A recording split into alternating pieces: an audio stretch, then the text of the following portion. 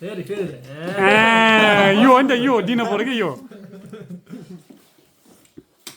आउँदा पनि काम भयो क्या त्यहाँतिर यहाँ भन्दैछ अम्लेट म त पाहुना भनेर आएको हो तिमी त घरको भन्नुभयो नि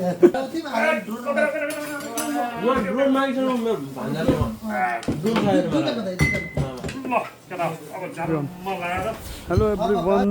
नमस्ते सबैजनामा र स्वागत गरेँ यहाँहरू सम्पूर्णलाई आजको मेरो अर्को भिडियोमा। आज चाहिँ एकदमै जाडो छ कोरियामा। आज शनिबारको दिन, शनिबार आइतबार छुट्टी हाम्रो। शनिबारको दिन आज चाहिँ घरमै छु म र आज चाहिँ एकदमै चिसो छ, मौसम पनि एकदम चिसो। हिजो रातभरि हिउँ पर्यो अनि यता भर्खर घाम लागेको छ। यतातिर पारीतिर हेर्ने हो भने उता घाम लागेको, पारीपट्टि त हिउँ हल्का पग्लिसक्यो। अनि यता बाटोमा, यता बारीहरूमा अलिक छाया पर्ने ठाउँहरूमा चाहिँ हिउँ टन्नै छ। तर घाम लागेको ठाउँहरूमा चाहिँ अलिकति क्लियर तरिकाले हिउँ पग्लिसकेको छ। र हामी हिँड्ने बाटोमा यस्तो छ, यो घर जाने बाटो है। फेरि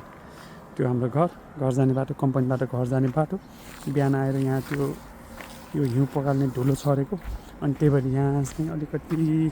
सफा छ, हिउँ पग्लेर। नभए चाहिँ यहाँ अलि हिँड्नलाई अलिक गाह्रो हुन्छ, हिउँले चिप्लो हुन्छ। अनि खासमा यो हाम्रो कम्पनीबाट घर जाने क्रममा यहाँ चाहिँ एकदम चिसो हुन्छ। यो अलिकति ठाउँ भनेको अलिकति ओझेल परेको ठाउँ छ। त्यो ओझेल परेको ठाउँ भएको हुनाले गर्दाखेरि यहाँ चाहिँ अलिक चिसो हुन्छ, हिउँ पग्लिन्न। झर्ने बेलामा चाहिँ अलिकति बिस्तारै मजाले एकदम ज्यानलाई अड्याएर टिकाएर झर्नुपर्छ, होइन भने हाम्रो ढाड सोझिने सम्भावना एकदमै म्याक्सिमम हुन्छ। आजको यो जाडोमा म घरमा गएर आज चाहिँ बङ्गुरको हड्डी, कोरियामा हेजाङ्गुक भन्छ, त्यो बङ्गुरको हड्डी, कडङको हड्डीहरूको सुप खान्छ अनि हड्डीबाट मासु निकालेर खान्छ। आज चाहिँ हेजाङ्गुक खाने हो हाम्रो नेपाली स्टाइलमा। त्यो चाहिँ अब म गएर बनाउन गइरहेको छु। अब घरमा जाने, घरभित्र गएर बनाउन सुरु गर्ने। भर्खर चाहिँ 3 बजिसक्यो। अब 3 बजेपछि 3-4 घन्टा लाग्छ त्यो पाक्नलाई। त्यही भएर अब गएर म सुरु गर्दैछु। आजको भिडियोमा तपाईँहरूलाई हेजाङ्गुकको बनाउने तरिका, रेसिपी नेपाली स्टाइलमा। तर हेजाङ्गुकलाई बिगार्यो चाहिँ नभन्नु होला, हेजाङ्गुकै हो। तर हड्डीको सुप खाने हो, त्यो चाहिँ हाम्रो स्टाइलमा, नेपाली स्टाइलमा, नेपाली मरमसला युज गरेर झोल, हड्डीको झोल खाने आजको प्लान छ। आजको प्लानमा, आजको भिडियोमा तपाईँहरूलाई म सँगसँगै हिँडाएँ है त। यो चाहिँ पक्का बङ्गरको हड्डी कडङ सुप बनाउने आज यसको। आज चाहिँ म यसको बबाल परिकार बनाउने छु, हेजाङ्गुक इन नेपाली स्टाइल।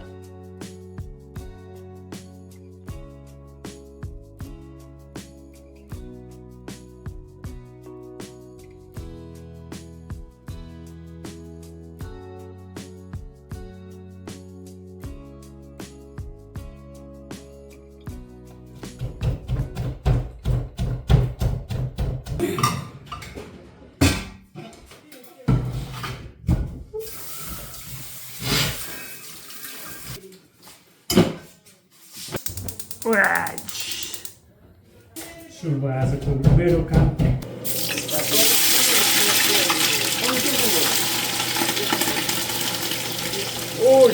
वहाँ त डर हो यार।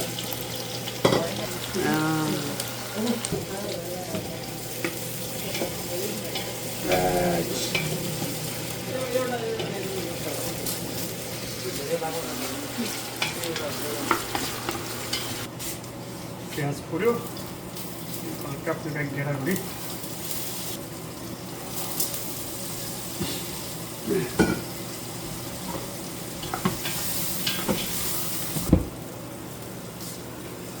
अब यो हड्डी मजाले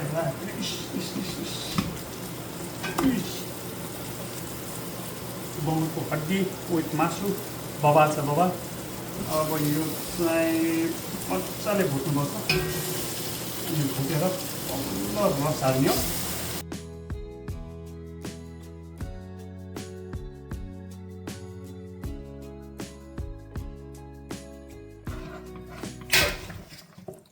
गाह्रो यार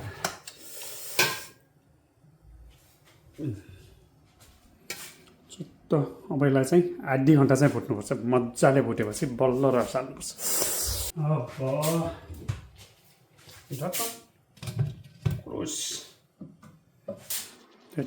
भर्खरै खामखाम हुन लागिसक्यो त हो खामखाम जस्तो भइसक्यो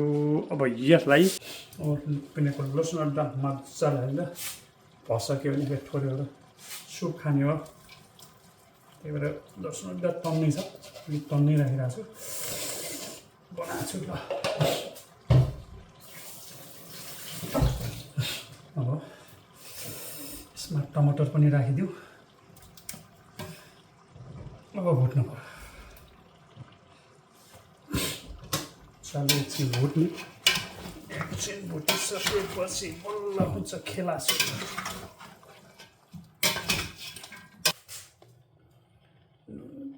सुप खाइन्छ भनेपछि चाहिला अलि राख्नु पर्यो अहिले पुगेन भने ठक्नु पर्ला यो मासु ठुल्ठुला भएर यहाँ चलाउनु पनि गाह्रो छ एकछिन राखिदिउँ ओके डन तातो चाहिँ बर्गर गर्न लाग्यो यसो मसला हल्का ढुलो बखाइ लागोस् कति कसो मासुमा एडजस्ट होस् भनेर कि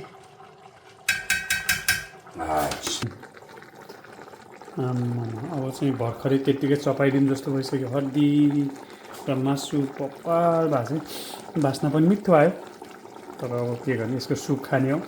अब यो अब त्यत्तिकै मासु खाने होइन यसलाई चाहिँ अहिले पपाल सुप बनाउने ढाकौँ अब भात पनि बसाल्नु पऱ्यो फेरि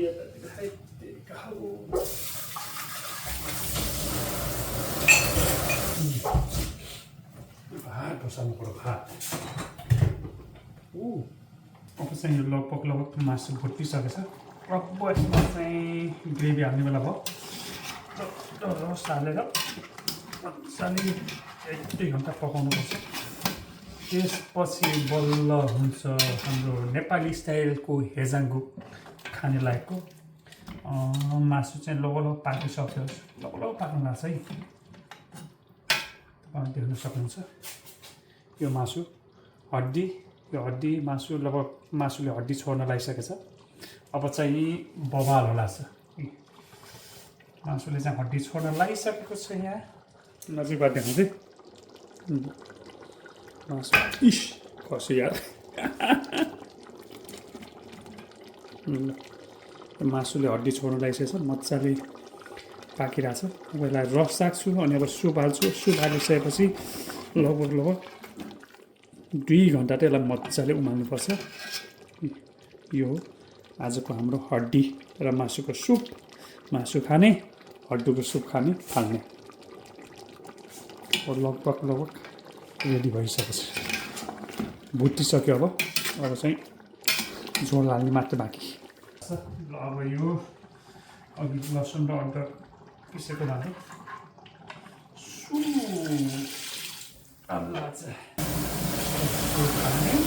मजाले पकाउनु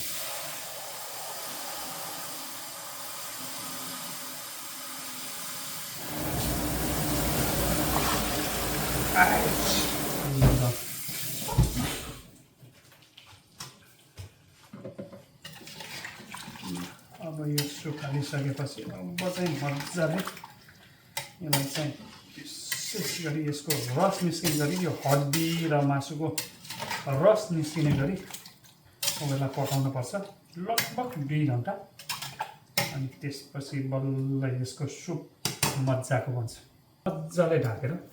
पकाउने हो ग्यास बलिरहेको छ यहाँ माथि पाकिरहेको छ यता भात पाक्दैछ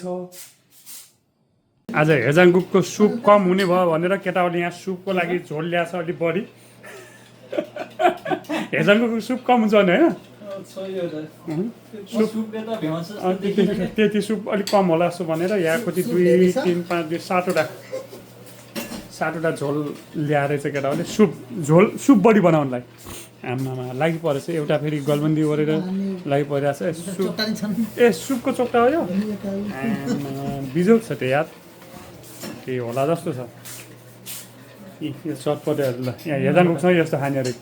केटासँग नसकिने भयो कि यार हाम्रो कृष्णपोरलाई यहाँ आएर पनि आउँदा बित्तिकै काममा लगाउने हामी खप्पिसी हो मान्छे होइन एकदिन आएको मान्छे बस्न सधैँ पर्दैन भन्दा होला नि आउँदा बित्तिकै काममा हो क्या त्यहाँनिर यहाँ भन्दैछ अम्लेट म त पाहुना भनेर आएको तिमी त घरको भन्नुभयो नि त्यहाँ त्यही त हिजो अब हिजो आउँदा बित्तिकै भात पकाउनु पर्यो भात पकाएर खुवायो केटालाई के भन्नु अनि तिमी चाहिँ जस्तो राम्रो मान्छे भाइ चिन्ता नगर आउनुपर्छ जुस होइन प्रेमी अगाडि जुस घुम्ने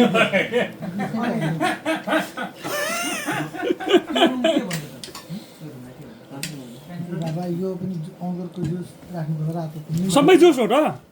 यो यो यो गाउँको जुस होइन यो अङ्गुरको जुस सबै जुसै जुस हो र त्यो म्याङ्गो जुस भन्छ सोम रस त्यसै भन्यो रस त्यो जुसै जुस खाइरहेको छ केटाहरूले यो हड्डी खानुभन्दा पहिला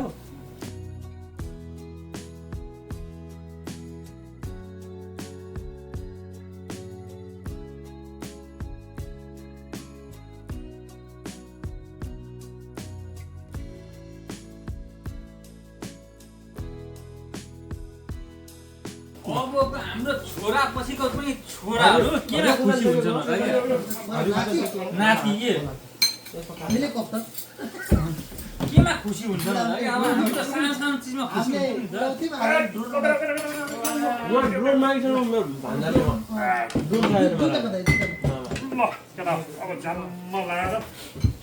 ड्रोनमा सानैदेखि नातिहरू के छोराहरू हो नि त त्यो त खुसी हुने मेरो ड्रोनमा हामी बाल्यकालको कुरा कस्तो छ के छ हेरौ केटा सुप नुन कस्तो लाग्छ सुप कस्तो छ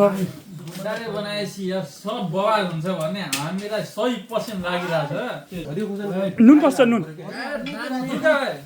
जुका एउटा खोर्सानी झिक्नु पर्यो खोर्सानी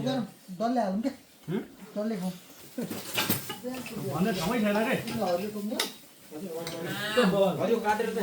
बनाएपछि मासु छुट्टिन्छ कि अस्ति भात पुगेन केटालाई अहिले चाहिँ भात टन्न छ केटा भात टन्न दुई हप्ता चाहिँ भात नपुगेर केटा अझै भात खानु पर्छ भात त छैन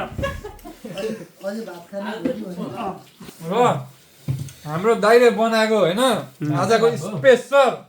भातै भात भोकै मासु भात सब छुट्टिया छ मासु भात सब छुट्टिया छ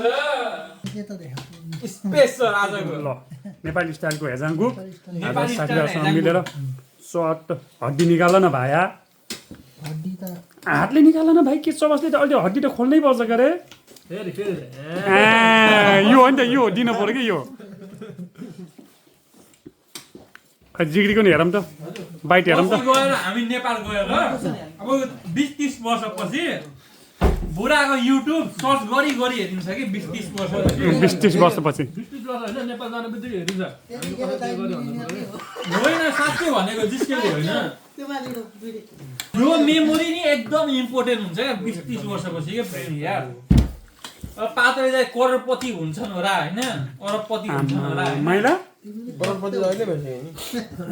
कति त तिमीले भन्छौ त्यति बेला नि बुढाले हेर्छन् कि जे भने पति त सबै करोडपति सबै त हो नि यहाँ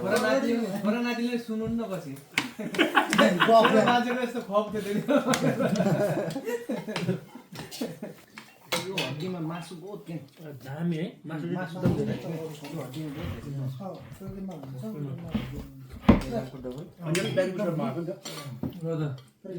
हाम्रो बुढाले बनाएको खुसीमा होइन सबको भरोस् होइन आज बडा दाइको अलिक बढी बढोस् यति बढी यति बढी होस् होइन प्रेमी काम गर्दै त भलो नभए त मेरो भलो फेरि सबको भलो मेरो धेरै भलो भन्ने हुन्छ माया हुन्छ मान्दा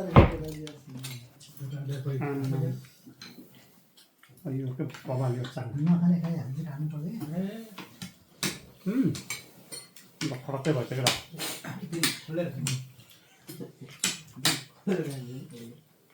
भात चाहिँ भात छ